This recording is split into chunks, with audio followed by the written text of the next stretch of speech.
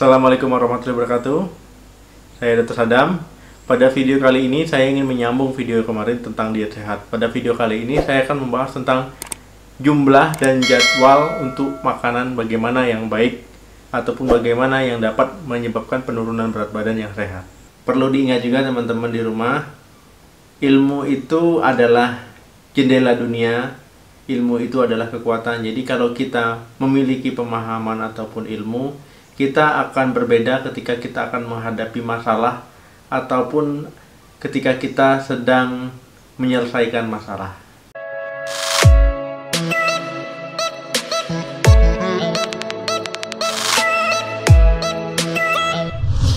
Dalam diet ataupun pola makan, yang paling penting yang kita harus perhatikan itu adalah 3 poin yang kemarin: jenis makanan, jumlah makanan, dan jadwal makanan. Jadi kebutuhan kalori setiap orang itu berbeda. Jadi dipengaruhi oleh usia, jenis kelamin, kemudian tinggi badan, berat badan saat ini, dan jenis aktivitas yang dilakukan oleh masing-masing orang tersebut. Teman-teman jadi tidak usah menghubungkan atau menyamakan kebutuhan kalori antara satu dan yang lain. Jadi karena kebutuhan itu berbeda-beda tergantung faktor-faktor yang saya sebutkan tadi. Bagaimana cara kita menghitung kalori harian kita ataupun kebutuhan kalori harian kita? Pada video-video sebelumnya juga sudah pernah saya bahas, karena pada zaman ini ataupun saat ini itu sudah sangat mudah.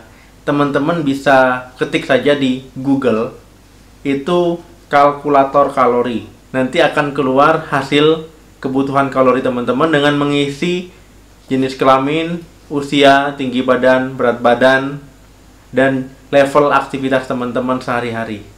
Jadi kebutuhan kalorinya nanti teman-teman sesuaikan saja. Setelah kita mendapatkan hasil kebutuhan kalori harian kita, bagaimana supaya dapat mengurangi berat badan kita? Itu caranya gampang. Jadi kita lakukan secara bertahap. Kita buat kalori harian kebutuhan kita tadi minus antara 100 sampai 500. Jadi kita mulai dari angka 100 dulu, baru nanti maksimal di 500. Jadi bertahap saja, tidak usah buru-buru, supaya tubuh kita beradaptasi terhadap pengurangan kalori yang kita makan. Jadi nanti antara makannya disesuaikan saja dengan kalorinya, jadi supaya kalorinya tidak berlebih. Untuk poin ketiga dari pola makan itu adalah jadwal. Bagaimana jadwal yang baik? Seperti apa? Jadi jadwal makan yang baik itu harus kita latih sedini mungkin. Jadi supaya lebih terbiasa untuk merubah pola makan ataupun jadwal makan ini menjadi lebih sehat. Jadi kita makan itu ada 3 kali makan besar dan 2 kali makan kecil. Jadi makan besar ini misalnya sarapan pagi, kemudian makan kecilnya kita selingkan di antara sarapan dan makan siang itu cemilan. Kemudian di antara makan siang dan makan malam itu kita selipkan lagi cemilan. Jadi istilahnya 3 makan besar dan 2 makan kecil. Itu merupakan jadwal makan yang baik. Jadi penting sekali jadwal makan tadi, tidak boleh melewatkan sarapan. Kebanyakan masih ada yang melewatkan sarapan ataupun memangkas salah satu dari jadwal makan besar. Misalnya dipangkas salah satu dengan harapan akan mengurangi berat badan yang istilahnya itu lebih signifikan. Jadi itu merupakan pemahaman yang keliru, malah akan membuat pola diet Anda gagal. Paling sering saya temui, yang saya amati juga, sarapan itu paling sering orang Indonesia itu misalnya makan nasi goreng ataupun mie goreng dan minumnya teh manis. Ini merupakan istilahnya kebiasaan yang salah. Karena apa? Apabila kita makan pagi ataupun sarapan pagi itu makanan yang terlalu manis, itu akan menyebabkan insulin kita keluar bekerja supaya menurunkan kadar gula darah kita. Jadi efek dari insulin yang dikeluarkan secara berlebihan ini akan menyebabkan terjadinya pembentukan lemak. Itu lipogenesis, jadi pembentukan lemak akibat kerja insulin tadi.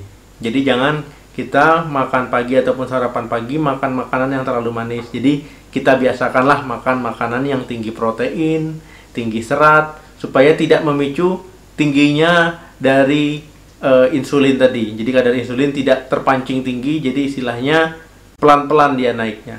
Jadi usahakan makan pagi itu karbohidrat kompleks yang kita makan. Misalnya bisa teman-teman yang gampang membuatnya bisa oatmeal, Kemudian untuk proteinnya bisa teman-teman misalnya 2 putih telur atau 3 putih telur, ataupun misalnya bisa juga di ikan, daging tanpa lemak, dada ayam, tahu tempe, ataupun kacang-kacangan, tinggal disesuaikan saja.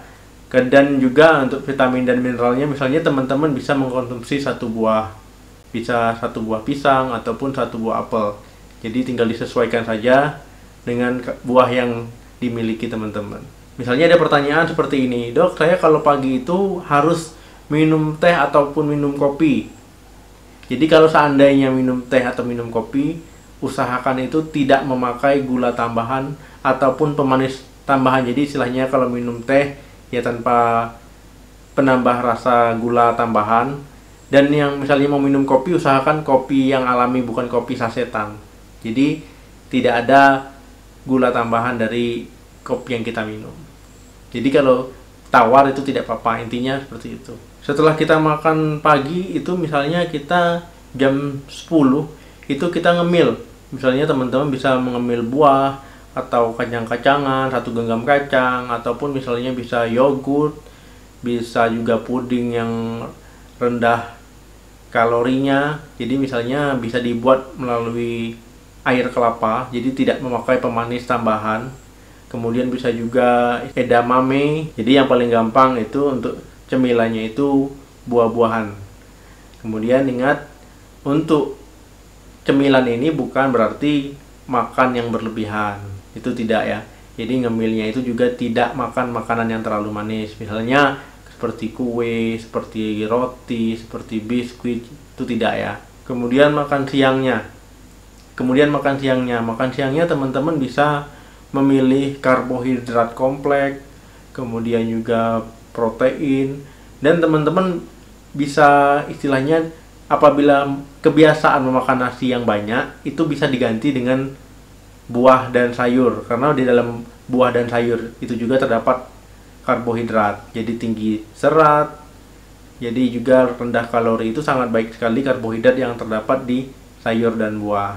Jadi apabila teman-teman ingin mengganti karbohidrat dari nasi menjadi karbohidrat dari sayur dan buah, itu bisa dilakukan secara bertahap saja, dikurangi sedikit-sedikit, jadi bertahap, tidak langsung berubah. Jadi ada adaptasi, adapun kebiasaan yang bisa dilanjutkan terus-menerus. Jadi kebutuhan vitamin dan mineral teman-teman juga sudah tercukupi oleh buah yang teman-teman konsumsi. Kemudian apabila misalnya jam 3 ataupun jam 4 teman-teman sudah merasa lapar, itu teman-teman juga bisa snack tadi, ngemil tadi. Untuk menunya bisa disamakan yang tadi, tidak terlalu manis intinya. Jadi juga untuk ngemil usahakan tidak terlalu kenyang, karena kan ngemil ini tujuannya untuk santapan berikutnya supaya kita tidak terlalu lapar. Jadi makannya tidak balas dendam, jadi lebih terkontrol. Untuk makan malam, jadi malam kan kita tetap beraktivitas walaupun aktivitasnya tidak secara aktif. Jadi misalnya ada juga yang malam tidak beraktivitas sama sekali, cuman istirahat dan tidur. Tapi bukan berarti kita tidak makan, kita tetap harus makan, tetapi jumlah asupannya itu disesuaikan dengan aktivitas kita. Jadi tidak sebanyak antara pagi dan siang hari. Jadi tetap harus makan. Yang paling penting itu bagaimana? Itu makannya itu 2-4 jam sebelum tidur. Jangan misalnya tidurnya jam 11, makannya jam 5 sore ataupun jam 6 sore, itu nanti malah jadinya lapar, tengah malam lapar, malah nanti makan tengah malam jadinya. Dok, kalau ada yang bertanya, boleh nggak kalau pakai cabai ataupun sambal? Itu boleh-boleh aja, tapi perlu diingat, sambal atau cabenya tidak usah digoreng. Kemudian kalau ada juga, dok, saya biasanya kalau makan kalau nggak pakai garam itu nggak enak. Jadi gimana, dok? Kalau ingin pakai garam itu boleh-boleh aja, tapi juga perlu diingat, asupan garamnya itu tidak terlalu banyak, karena kalau kita terlalu banyak itu nanti diet kita akan gagal. Kenapa? Karena kalau asupan garamnya terlalu banyak, itu akan menarik air, kita akan malah jadinya lebih gemuk. Catatan di sini, jangan men-skip ataupun memotong salah satu jadwal makan. Yang kedua, jangan makan terlalu kenyang. Jadi makanlah sewaktu lapar, berhentilah sebelum kenyang. Jadi jangan pernah men-skip ataupun memotong jadwal makan. Pilihlah makan makanan yang tidak terlalu manis, dan karbohidratnya pilih karbohidrat kompleks. Video kali ini cukup sampai di sini. Silakan berkomentar apa yang ingin ditanyakan, silakan ditulis di komentar. Jangan lupa subscribe dan share video ini. Saya akhiri. Assalamualaikum warahmatullahi wabarakatuh. Sampai jumpa.